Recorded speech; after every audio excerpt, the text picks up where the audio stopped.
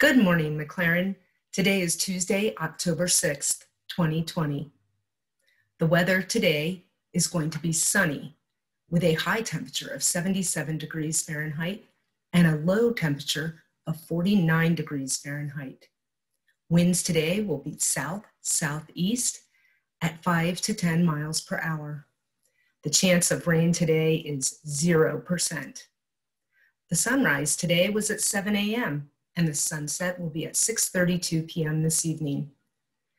On this date, October 6, 1926, baseball legend Babe Ruth hit 3 home runs in a World Series game where the Yankees defeated the Cardinals 10-5. The topic of our assembly today is Rocky Mountain wildflowers, specifically the wildflowers of the southern Rocky Mountains in Colorado. Wildflowers are flowers that were not intentionally planted. They are flowers of plants that normally grow in fields, forests, by roadsides, and even in our own neighborhoods. There are 4 southern Rocky Mountain wildflower life zones. The life zones are foothills, 5,000 to 8,000 feet, montane, 8,000 to 10,000 feet, subalpine, 10,000 to 11,000 feet, and alpine above 11,500 feet.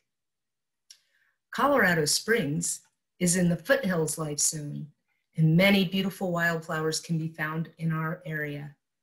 I have taken a few pictures of some of the flowers here and in other life zones when I've gone on hikes. I would like to share some of these with you.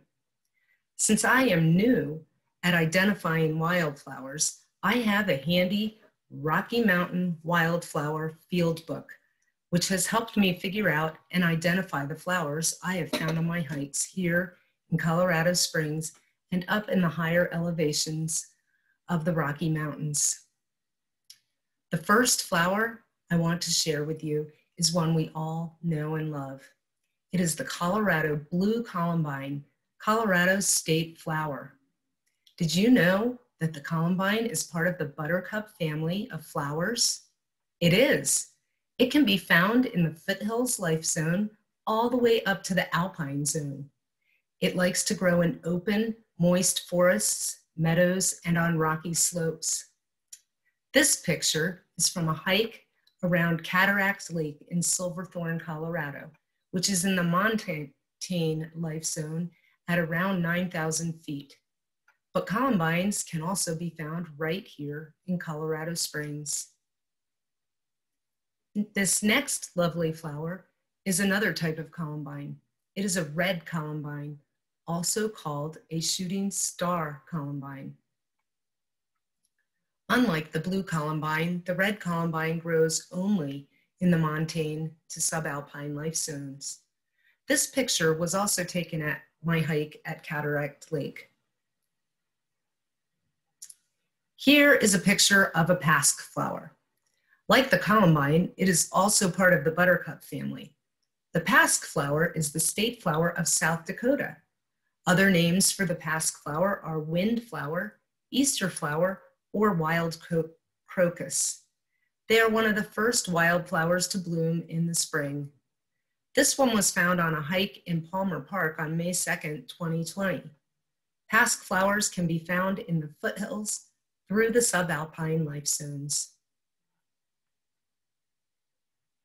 Here is a sweet little white flower with pinkish purple veins, and this one is known as the Richardson geranium or white geranium.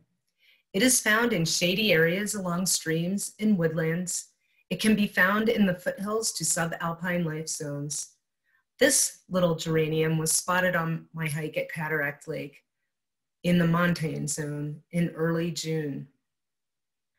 The last flower I want to share with you today is known as the fairy slipper. Fairy slippers are part of the orchid family and can be found in the foothills through the subalpine life zones.